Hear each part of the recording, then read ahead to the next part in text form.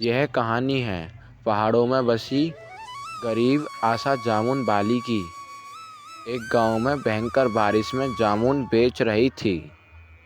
जामुन ले लो, ताज़ा ताज़ा जामुन ले लो, मेरे जामुन में जड़ी बूटियाँ मिली हुई हैं। तभी वहाँ एक गांव का आदमी आता है। अरे बिटिया, ज़रा 2 किलो जामुन दे दो। सुना है तुम्हारे जामुन से बीमारियां दूर चली जाती हैं। आशा कहती है, हाँ भैया, आप तो जानते हैं मेरा भाई साइंस में कितना तेज है। वो जंगलों से नई नई जड़ी बूटियाँ लाता है और इन जामुनों में मिला देता है। फिर भैया जामुन लेने के बाद चला जाता है। फिर बहुत तेज बारिश पड़ने लगती है। बारिश की वजह से आशा के सारे जामुन गल गए। फिर एक लड़का नील वहाँ आता है। नील आशा से कहता है, आशा, ये सारे जामुन मुझे दे दो। आशा कहती है, नील, तुम हर रोज़ मेरे पास आते हो और सड़े गीले जामुन को ले जाते हो, ऐसा क्यों? नील आशा से कहता है, ताकि तुमको नुकसान ना हो। फिर नील सारे गले हुए जामुनों को अपने घर ले जाता है। शाम को जब आशा अपने सारे जामुन बेचकर घर लौट रही थी, तो उसका छोटा भाई अंकित, जो कि अपाहिज था, कुछ जड़ी बूटियों से रस निकाल रहा था। आशा कहती है, अंकित, ये क्या बना रहे हो तुम? अंकित कहता है, दीदी, हमारे घर के पीछे जंगल में कुछ नई जड़ी बूटियाँ दिखी थी, उनको लेकर मैं घर आ गया। अगर इनका रस में जामुन मिला दूंगा तो कैंसर जैसी घातक बीमारियाँ दूर हो जाएंगी। उसके बाद आशा और अंकित दोनों बैठकर साथ में खाना खाने लगते हैं। खाना खाने के बाद दोनों बहन भाई सो जाते हैं। फिर एक रोज़ भयंकर बारिश हो रही थी। आशा नील से कहती है, नील, मैं तुमसे जानना चाहती हूँ, तुम रोज़ इतने सड़े गले जामुन क्यों लेकर जाते हो? तुम तो अनाथ हो, तुम्हारा कोई परिवार भी नहीं है। नील आशा से कहता है, तुम इतना जोर दे रही हो तो बता ही देता हूँ, मैं तुम्हें बहुत पसंद करता हूँ, इसलिए मैं तुम्हें उस होते नहीं देख सकता।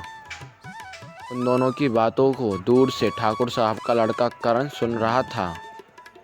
अच्छा, अब तक मैं यहाँ कुंवारा बैठा हूँ और यहाँ प्रेम लीला रचाई जा रही है।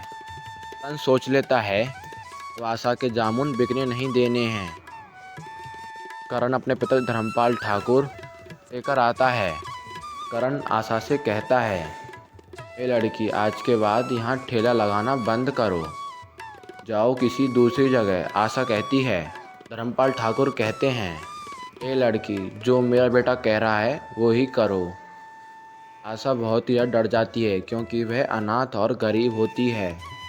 तभी वहाँ गांव वाले आ जाते हैं। उनमें से एक अम्मा बोलती हैं, देखिए ठाकुर साहब, हम सब आपकी बहुत इज्जत करते हैं, इसलिए हम आपसे प्रार्थना करते हैं, इस लड़की को यहाँ से मत निकालिए। तब ये गांव का आदमी बोलता है, अगर तुमने इस लड़की को गांव से बाहर निकाला तो हम तुमको वोट नहीं देंगे।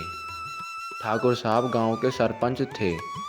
गांव वालों के दबाव में आकर उन्हें अपने बेटे के खिलाफ जाना पड़ा।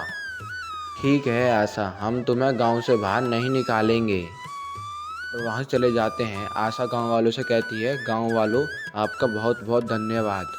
अगर ठाकुर साहब हमें गांव से बाहर निकाल देते तो मैं और मेरा भाई भीख मांगते। तभी उनमें से एक अम्मा बोलती हैं, चिंता मत करो बेटी, हमारे होते हुए तुम्हारी जामुन की दुकान कोई नहीं हटा सकता। ऐसे ही दिन बीत रहे थे। फिर एक दिन गांव में एक अनाउंसमेंट हुआ। आशा, करण और ठाकुर साहब, वहाँ पूरा गांव होता है। शहर का आदमी कहता है, गांव वालों, जैसा कि आप सभी जानते हो, हमारे गांव में हर साल एक ऐसा मेला लगता है जिसमें जिस भी स्टोर में सबसे ज़्यादा बिक्री होती है उसे शहर भेजा जाता है। मेले की बात सुनकर गांव वाले खुश हो गए। रात में अंकित ने आशा से कहा, दीदी, मुझे पक्का यकीन है इस बार मेले में सबसे ज़्यादा आपके ही जामुन बिकेंगे। उधर ठाकुर साहब और करण भी आपस में बातें कर रहे थे। करण कहता है, पिताजी, आशा के जामुन पूरे गांव वालों को पसंद हैं, कुछ भी करिए लेकिन आशा जीतनी नहीं चाहिए। ठाकुर साहब